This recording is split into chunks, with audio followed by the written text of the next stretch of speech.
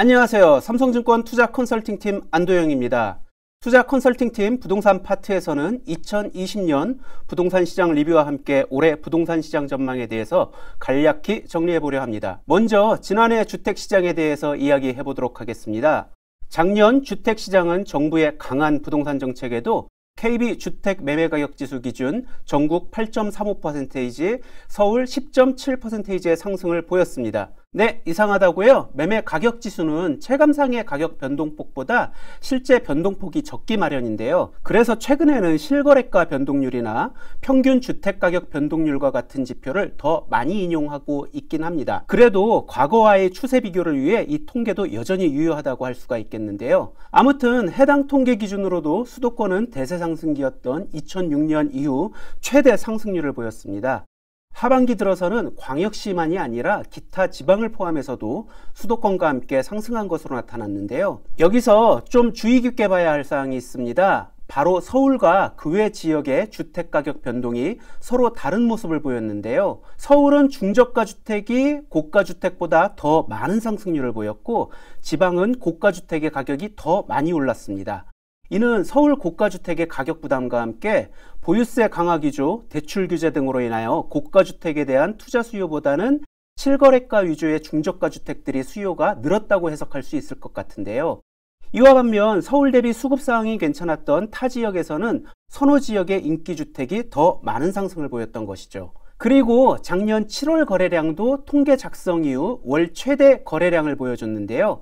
정책 대응 매물이 시장에 쏟아져 나왔지만 시장에서는 이들이 전부 거래로 이루어지며 가격 또한 상승하는 모습을 보여줬습니다.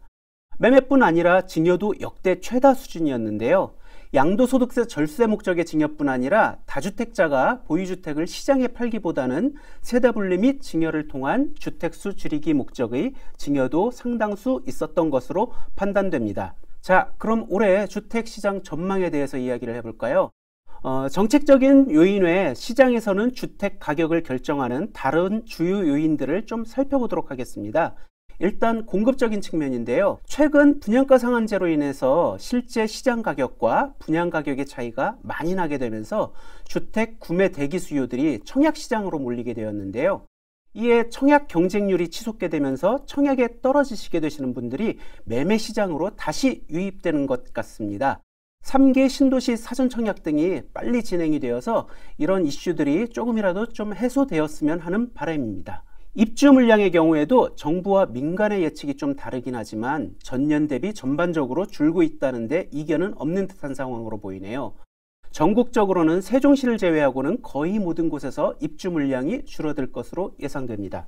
두 번째, 풍부한 유동성인데요. 코로나 유행 이후 저금리 기조는 자산 전반에 걸쳐 가격 상승을 불러오고 있습니다. 코로나 이후 국내 추경 규모는 해외 대비 많지는 않았지만 금리 하락에 따른 유동성은 상당히 높아졌다고 할 수 있겠는데요. 이러한 높은 유동성은 부동산을 포함한 자산 가격의 상승을 가져오는 요소가 될 수 있습니다. 추가적으로 정부는 주택 공급을 확대하기 위해 제3기 신도시를 추진하면서 많은 토지보상금 또한 풀리게 되었는데요. 2020년과 21년에 걸친 토지보상금 규모도 약 49조 원 가까이 된다고 하네요. 대토 및 채권 보상 비율을 늘리겠다라고는 하지만 통화 승수 등을 감안하면 시장에 풀리는 돈은 상당히 많을 것이라고 예상이 됩니다. 그리고 세 번째, 재고 측면인데요. 전국 민간 미분양 아파트도 2008년 16만 4,300여 호를 정점으로 꾸준히 줄어 20년 10월 말 기준 26,703호라고 합니다. 통상 주택시장이 지금처럼 화랑인 경우 민간 분양이 활발하게 일어나면서 미분양 주택도 함께 조금씩 늘어나면서 장기적으로 가격이 안정화되는 경향이 있는데요. 이번에는 분양가 상한제 및 재건축 관련 규제로 인하여 주택 인허가 물량도 좀처럼 늘어나지 않고 있네요. 전체적으로는 전반적인 주택시장 환경은 2020년의 기조를 이어갈 것으로 보이는데요. 그러나 여기서 한 가지 고려해야 할 것이 있습니다. 바로 정부 정책인데요. 올해 6월 1일이 분수령이 될 수 있을 겁니다. 왜 6월 1일이냐? 바로 6월 1일 기준 다주택 소유자에게는 올해부터 크게 강화된 종합부동산세가 부과되며 다주택자 양도소득세율 역시 기존보다 10%씩 중과되어 적용됩니다. 그리고 2년 미만 단기 보유주택 등에 대한 양도세율도 인상되게 되고요. 이 때문에 작년 12월 부족했던 매물들이 올해 6월 1일 전 매도하기 위해 다시 증가하는 모습을 보일 텐데요. 그러나 많은 매물들이 바로 가격 하락으로 이어지는 것은 아닙니다. 지난 2018년에도 비슷한 이벤트가 있었는데요. 바로 2017년 파리 대책에 따른 2018년 4월 1일 이후 양도분에 대한 다주택 양도세율 중과가 있었죠. 4월 1일까지 많은 물량이 쏟아지며 가격이 하락할 것이란 예상과는 달리 많은 매물들이 나오긴 하였으나 작년과 마찬가지로 전부 거래로 이어지며 4월까지 상승세를 보였고, 양도세 중과가 시행된 이후로는 매물들도 줄고 거래도 줄어들면서 가격이 안정되는 양상을 보이다 3분기부터는 매수 대기 수요는 그대로인 상황에서 매물이 모자르게 되면서 다시 급격한 상승을 보이게 되었습니다.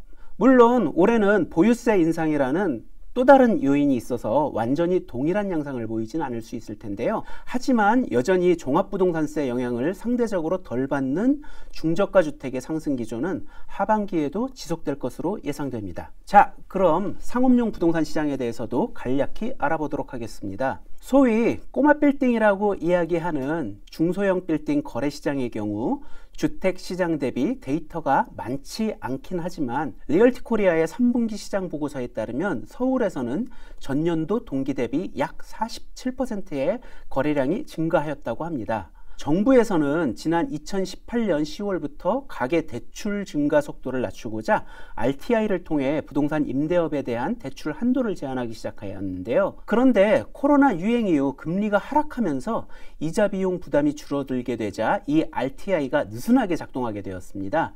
임대 수익이 늘지 않음에도 불구하고 이자 비용 부담이 줄게 되어 대출 한도가 늘어나게 된 셈인데요. 물론 LTV 한도가 있기 때문에 매입 금액만큼 대출을 받는 것은 어렵지만 그래도 결과적으로 과거보다 대출 금액이 늘어나게 되어 투자자 입장에서는 주택 투자보다도 자금 조달이 쉽고 보유세에 대한 부담도 적어 부동산에 대한 투자 니즈가 빌딩 투자 쪽으로 많이 이동한 것으로 판단됩니다. 실제 이러한 수요 증가는 호가도 크게 올리고 있는 상황인데요.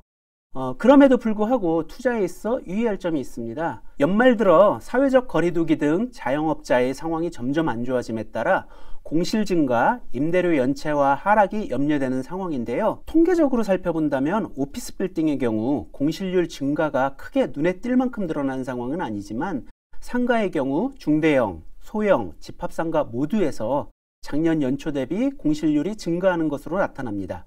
이와 같은 상황이 지속될 경우 많은 대출을 받아 빌딩을 매입하신 경우 낮은 금리 상황이라 할지라도 금융비용 부담이 될 수밖에 없는 상황이 올 수 있고, 이는 전체 빌딩 시장에 있어 가격 부담 요인으로 작용할 수밖에 없는데요.